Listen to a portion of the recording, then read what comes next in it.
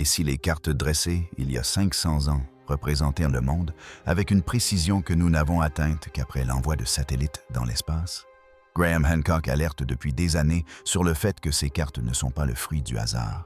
Elles sont les derniers vestiges d'une civilisation plus avancée, anéantie par une catastrophe planétaire. Et elles révèlent un chapitre de l'histoire dont nous ignorions l'existence. Graham Hancock et la bataille pour notre passé. Au printemps 2024, un vaste public a suivi Graham Hancock face à l'archéologue Flint Dibble dans le podcast de Joe Rogan. Pendant des heures, ils ont débattu du même sujet que Hancock aborde depuis des décennies. Un chapitre oublié de l'histoire de l'humanité, attesté par les cartes anciennes. Dibble a apporté ses diplômes, ses fouilles et le soutien de laboratoires universitaires. Hancock, quant à lui, a mis en avant ses best-sellers, une audience internationale et une affirmation péremptoire que beaucoup ont du mal à réfuter. L'histoire du passé qui nous a été enseignée est incomplète. Né à Édimbourg en 1950, il passa une partie de son enfance en Inde avant de revenir en Grande-Bretagne pour étudier la sociologie à l'université de Durham. Au lieu de se tourner directement vers l'histoire alternative, il s'orienta vers le journalisme. Il travailla pour de grands quotidiens britanniques tels que le Times et le Guardian et fut correspondant pour l'Afrique de l'Est pour The Economist. Ses premiers ouvrages, comme Lords of Poverty, dénonçaient le système d'aide internationale, lui valant la réputation d'un journaliste qui posait des questions difficiles et n'hésitait pas à s'en prendre aux institutions puissantes. À la fin des années 1980 et au début des années 1990, son intérêt changea.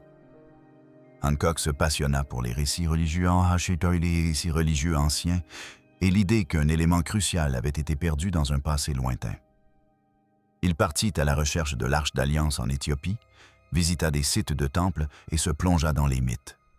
Peu à peu, il s'éloigna du journalisme politique traditionnel pour endosser un nouveau rôle, celui d'une sorte de détective des civilisations oubliées. Le tournant majeur s'est produit avec l'empreinte des dieux au milieu des années 1990. Dans cet ouvrage, Hancock soutenait qu'une civilisation maritime avancée avait existé bien avant l'Égypte antique ou la Mésopotamie. La plupart des archéologues et des climatologues sont en profond désaccord. Ils ne voient aucune preuve tangible de l'existence d'une civilisation de haute technologie disparue, ni de catastrophe unique ayant bouleversé l'histoire humaine. Hancock, pourtant, a persisté dans son idée au fil des ans. Dans des ouvrages plus récents comme Les magiciens des dieux et dans sa série télévisée Ancient Apocalypse, il décrit les survivants de cette catastrophe primordiale comme des maîtres ayant parcouru le monde, transmettant des fragments de leur savoir aux cultures ultérieures. Selon lui, ils auraient contribué à l'émergence de sociétés complexes en Égypte, en Mésopotamie et en Amérique, apportant la géométrie, l'astronomie et les compétences nécessaires à la mesure et à la cartographie de la Terre. C'est là que la polémique commence. Archéologues et historiens affirment qu'il n'existe aucune preuve concrète de l'existence de ces maîtres oubliés et mettent en garde contre le fait de déposséder les bâtisseurs autochtones du mérite de cette théorie pour l'attribuer à un groupe disparu et nébuleux, rappelant ainsi de vieux récits racistes sur des civilisateurs étrangers. Lors de la diffusion de Ancient Apocalypse sur Netflix, la Société d'archéologie américaine a publié une lettre ouverte demandant à Netflix de cesser de la présenter comme un documentaire et de la classer dans la catégorie fiction. Ils ont affirmé que l'émission induit les téléspectateurs en erreur, s'en prend aux archéologues en activité et s'appuie sur des idées autrefois liées à des mythes suprémacistes blancs. Hancock a répondu qu'il respectait les cultures autochtones et qu'il était puni pour avoir posé des questions interdites. Selon lui, le ton acerbe de la réponse prouve que le monde universitaire se soucie davantage de préserver ses calendriers que de tester de nouvelles idées. Il explique à son auditoire qu'au lieu d'un débat ouvert, ses critiques tentent de le faire taire et de discréditer son travail en le qualifiant de dangereux. Tout ceci explique pourquoi les cartes anciennes sont devenues un sujet de vive tension. À maintes reprises, il cite un petit groupe de cartes du monde anciennes, réalisées en Europe et dans le bassin méditerranéen à l'époque de la navigation. L'une d'elles, dessinée par un amiral ottoman il y a environ 500 ans, est aujourd'hui au cœur du débat et transforme la discussion autour des idées de Hancock en une question cruciale. Comment une telle carte a-t-elle pu être réalisée? La carte de Piri Reis, au centre de l'affirmation de Hancock, n'est autre qu'un fragment de parchemin conservé sous vitrine à Istanbul. La partie qui a subsisté mesure environ 86 des 64 cm. Dessinée sur peau d'animal, elle est ornée de navires, de monstres marins et d'une écriture serrée.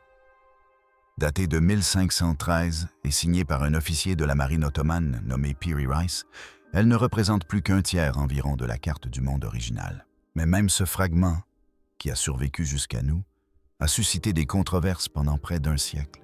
Celui que nous possédons aujourd'hui a été découvert par hasard en 1929. L'ancien palais impérial d'Istanbul était en cours de transformation en musée et le personnel examinait des piles de documents roulés. Dans l'une de ces liasses, des chercheurs découvrirent une carte marine colorée de l'Atlantique, accompagnée d'une note indiquant qu'elle avait été dessinée en l'an 919 du calendrier islamique, ce qui correspond à 1513 dans le calendrier moderne. Très vite, les experts comprirent deux choses. Premièrement, il s'agissait de l'une des plus anciennes cartes détaillées jamais découvertes représentant les Amériques. Deuxièmement, sa qualité semblait bien trop bonne pour son époque. Pour Hancock, cette carte n'est pas qu'un simple dessin ancien. C'est un indice révélant un niveau de connaissance beaucoup plus ancien, ignoré de l'histoire officielle.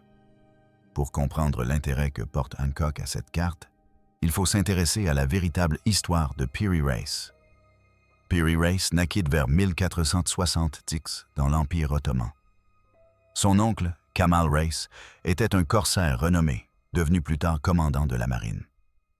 Jeune homme, Piri Reis navigua avec lui en Méditerranée, participant à des raids, escortant des flottes et apprenant à piloter de véritables navires en temps de guerre. Il n'était pas un moine reclus dans son cabinet de travail, recopiant de vieilles images. C'était un marin actif dont la vie dépendait de bonnes cartes marines. De plus, Piri a écrit un ouvrage maritime monumental intitulé « Le Kitabi Barrier », souvent traduit par livre de la mer ou livre de navigation. Il fait à la fois office de guide nautique et d'atlas. Il décrit les ports, les courants, les vents et les côtes, avec des petites cartes correspondantes. Cela nous apprend quelque chose d'important.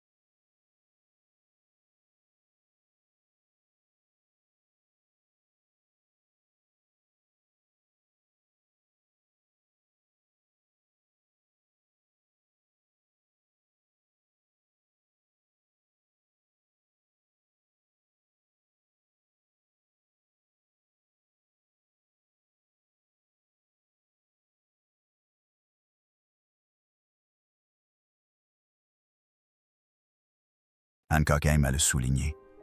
Piri Reis prenait la navigation très au sérieux. C'était le genre de personne qui collectait le moindre savoir côtier et s'efforçait d'en faire un outil fiable pour un capitaine en haute mer. Sur la carte du monde qui nous est parvenue, Piri a inscrit des notes en marge expliquant ses sources. Dans une longue note, il indique avoir utilisé une vingtaine de cartes du monde antérieur. Il mentionne des cartes arabes et indiennes anciennes, des cartes portugaises des nouveaux voyages en Afrique et au Brésil, et au moins une carte dressée par Christophe Colomb. Selon Piri, cette carte de Colomb provenait d'un navire espagnol capturé par son oncle vers 1501. C'est ce passage qui attire particulièrement l'attention de Hancock. Pour lui, il ne s'agit pas simplement d'un marin copiant d'autres marins. C'est la preuve que Piri se trouve au bout d'une très longue chaîne de reproduction, chaque nouvelle carte venant se superposer aux précédentes. Hancock soutient que si les sources de Peary lui paraissaient déjà anciennes et étranges en 1513, certaines de ces cartes plus anciennes pourraient en fait remonter à des milliers d'années, à une époque où une civilisation maritime disparue avait cartographié le monde en détail. Même sans ce sceau, le fragment de carte de la course de Peary est impressionnant. La pièce que nous possédons montre les côtes occidentales de l'Europe et de l'Afrique, la majeure partie de l'Atlantique, les Caraïbes et une longue portion de la côte est de l'Amérique du Sud, pour un document dressé seulement 21 ans après l'arrivée de Christophe Colomb en Amérique. La forme du saillant brésilien, de nombreux caps et la position de plusieurs îles sont étonnamment proches des cartes modernes. Le style de la carte révèle sa fonction. Il s'agit d'une carte marine. On y distingue des roses des vents et des lignes droites traversant l'eau dans toutes les directions. Ce sont des lignes de navigation qui aident un pilote à maintenir un cap constant en suivant un cap précis d'un point à un autre. Contrairement aux cartes en signes ultérieures, celle-ci ne comporte pas de quadrillage de latitude et de longitude. L'objectif n'essaie pas de représenter le globe terrestre avec une précision absolue, mais de fournir aux marins une image utile des côtes et des terres émergées. Hancock reconnaît que Peary Reid dessinait pour des marins, mais il affirme que le dessin recèle d'autres détails, notamment dans sa partie inférieure. Le parchemin représente une vaste étendue de terre s'étirant sous l'Atlantique. Au premier abord, elle ressemble à un étrange prolongement de l'Amérique du Sud mêlé à une terre australe générique. Dans les années 1960, un professeur d'histoire nommé Charles Hapgood, observant attentivement cette même zone, en tira une conclusion fascinante. Hapgood soutenait que cette forme méridionale représentait en réalité l'Antarctique avant qu'elle ne soit recouverte d'une épaisse couche de glace. Dans son ouvrage « Maps of the Ancient Sea Kings », il affirmait qu'en superposant cette côte méridionale aux cartes modernes et en appliquant une légère inclinaison, certaines parties ressemblaient à des portions de la côte antarctique, notamment la région que nous appelons aujourd'hui Queen Mond. Hapgood partageait également une lettre qu'il avait reçue en 1960 du colonel Harold Olmire de l'US Air Force. Dans cette lettre, Olmire indiquait que la ligne côtière désignée par Hapgood ressemblait étrangement à la côte antarctique telle que révélée par les nouvelles études sismiques de l'époque. À la lecture des travaux de Hapgood, Graham Hancock comprit qu'il s'agissait précisément de l'indice concret qu'il recherchait. Dans ses livres et ses conférences, la carte de Peary Rice devint rapidement une pièce maîtresse. Hancock reprend l'affirmation de Hapgood selon laquelle la carte représente une Antarctique libre de glace et affirme que cela correspond parfaitement à son idée d'une civilisation disparue de l'ère glaciaire. Selon Hancock, cette civilisation possédait le savoir-faire nécessaire pour cartographier les côtes de l'Antarctique alors que celle-ci était encore en pleine mer. Plus tard, des cartographes comme Peary Rice héritèrent de ces anciennes cartes sans vraiment en connaître le contenu. Mais lorsque les scientifiques polaires et les cartographes modernes examinent ces données, ils découvrent une toute autre réalité. Les études de la calotte glaciaire antarctique montrent que de vastes portions du continent sont recouvertes d'une épaisse couche de glace depuis des dizaines de millions d'années.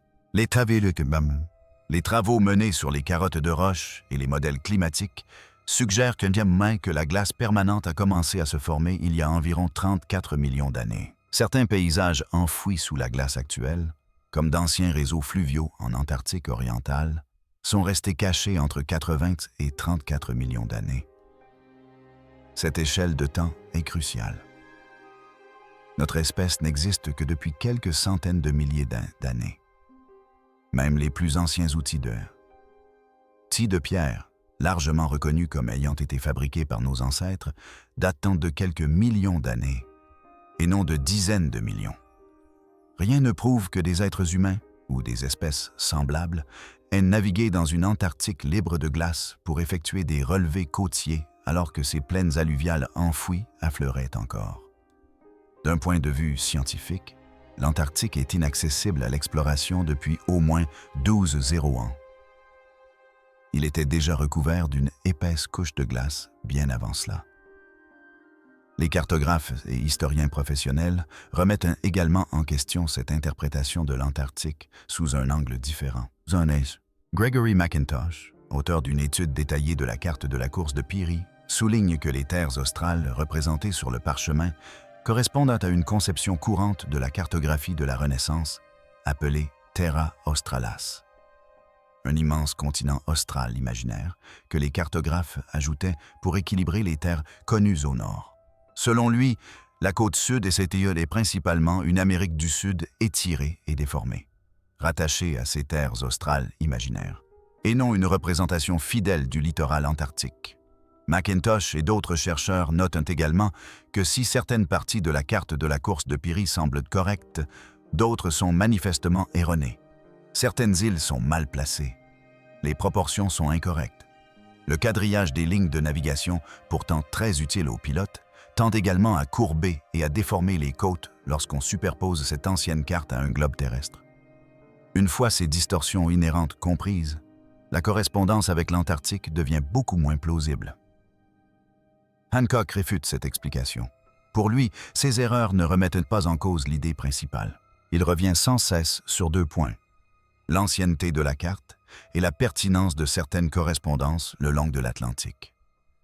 Il remarque que le littoral brésilien sur la carte de la course de Peary est plus détaillé qu'on ne pourrait l'imaginer, seulement quelques décennies après les premiers débarquements portugais. Il signale des baies et des caps qui correspondent assez bien aux cartes modernes et soutient que l'ensemble donne l'impression d'être l'œuvre de quelqu'un qui avait accès à des sources documentaires bien plus complètes que celles que les voyages de l'époque pouvaient fournir. C'est pourquoi Hancock considère toujours la carte de la course de Peary comme l'un de ses principaux arguments indirects. À partir de là, Hancock affirme que de nombreuses autres cartes anciennes, dessinées dans différents pays et en différentes langues, préservent évidemment des fragments d'un monde oublié. Le réseau cartographique ancien sous-tend les affirmations de Hancock. Le premier grand groupe dont Hancock aime parler, ce sont les classements de Portland.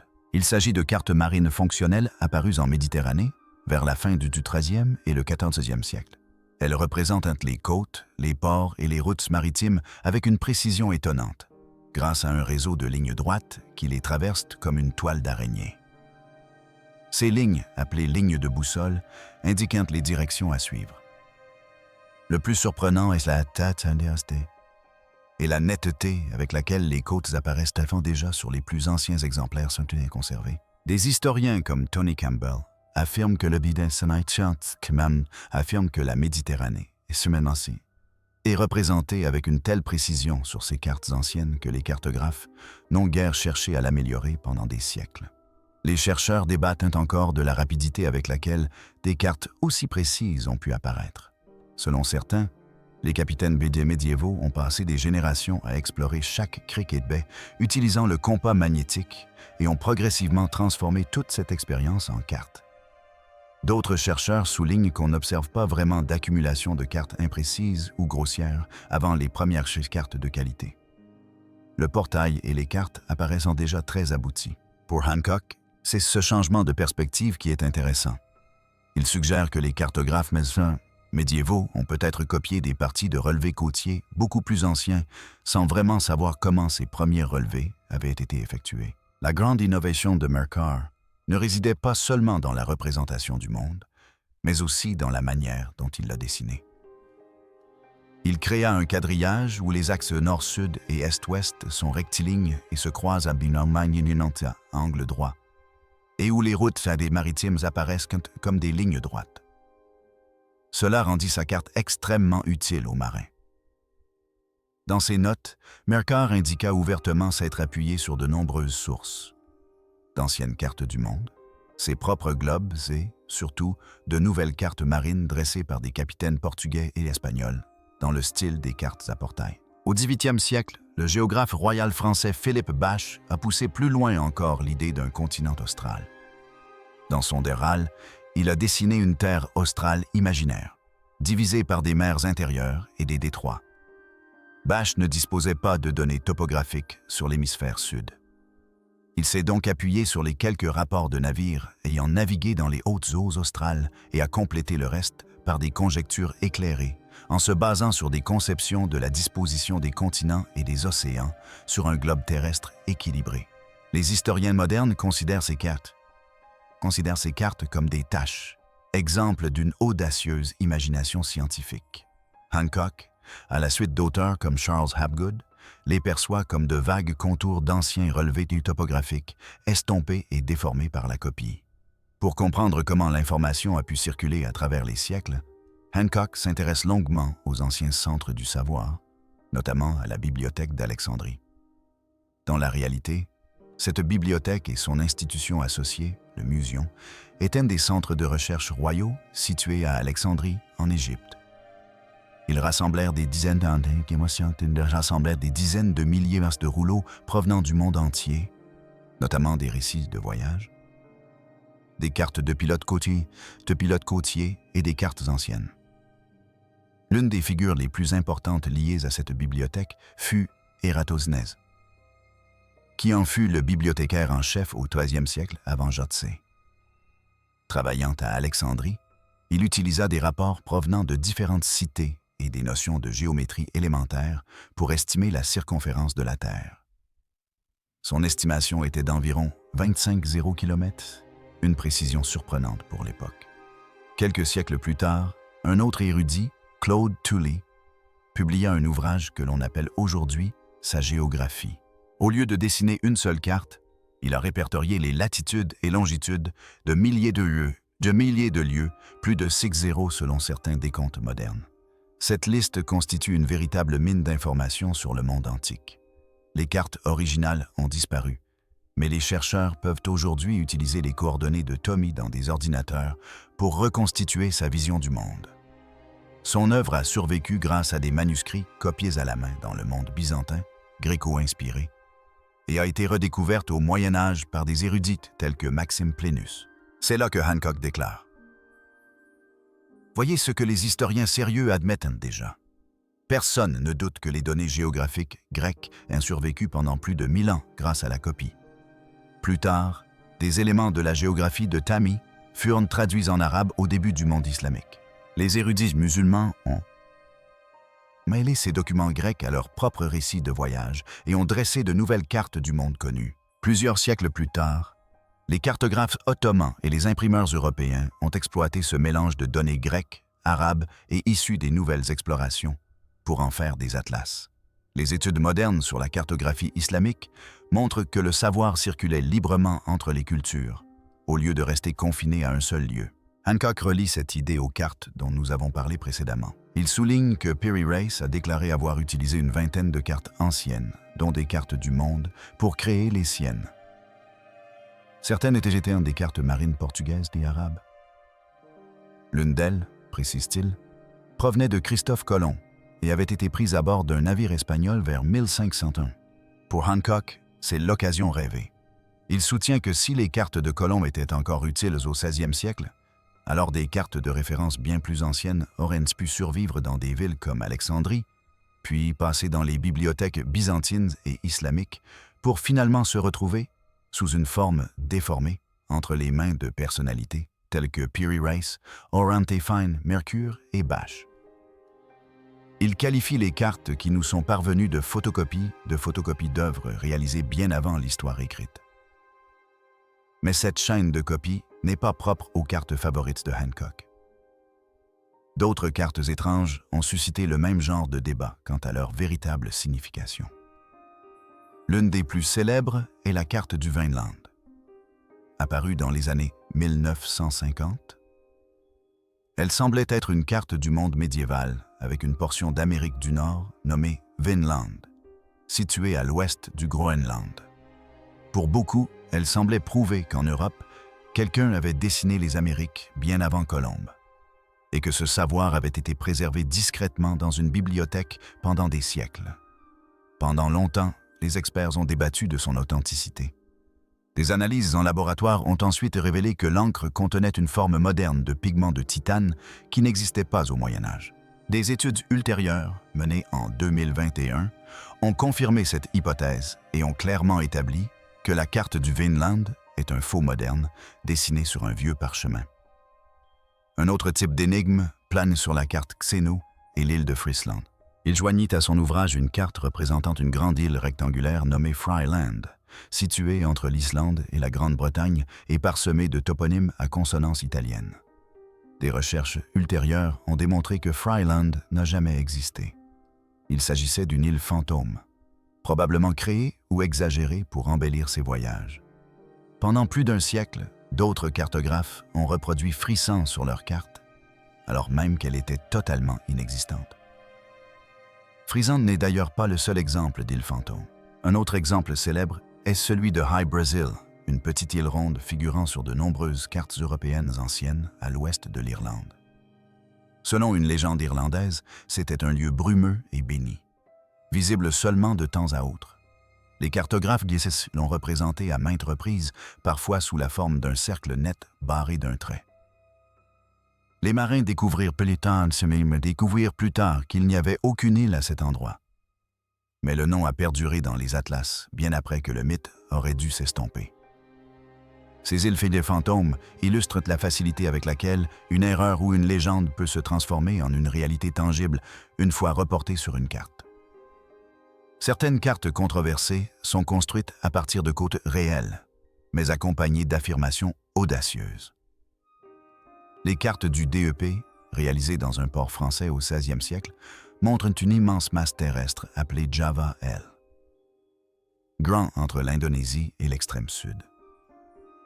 Certains auteurs ont avancé qu'il s'agissait en réalité de l'Australie, dessinée bien avant les premiers débarquements européens recensés. Peut-être d'après les récits de voyages secrets des Portugais. Ils désignent des formes qui, selon eux, correspondent à des régions du nord ou de l'est de l'Australie et considèrent la carte comme un indice d'exploration caché. La plupart des historiens de la cartographie estiment que l'histoire est plus simple. En examinant de près les formes et les toponymes, ils découvrent des fragments de l'Asie du Sud-Est connus, agrandis à une échelle incorrecte, déformés, puis greffés sur un continent méridional imaginaire. Nombre de cartographes de l'époque pensaient que ce continent était nécessaire à l'équilibre du globe. Dans cette perspective, Java Land n'est pas le contour précis d'un continent disparu, mais un assemblage d'informations plus ou moins exactes, fruit de la tentative de combler les lacunes avec tout ce qui semblait plausible. Dans les années 2000, une carte d'un tout autre genre a fait les gros titres. Une carte du monde chinoise qu'un avocat du nom de Léo Gang affirmait avoir achetée dans une boutique.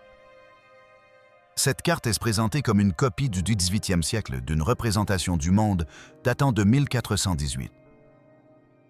On y distingue les contours approximatifs de l'Amérique du Nord et de l'Amérique du Sud. Les auteurs qui croient aux premiers voyages transcontinentaux chinois s'appuient sur cette carte pour étayer l'idée que les flottes de la dynastie Ming ont atteint les Amériques plusieurs décennies avant Christophe Colomb.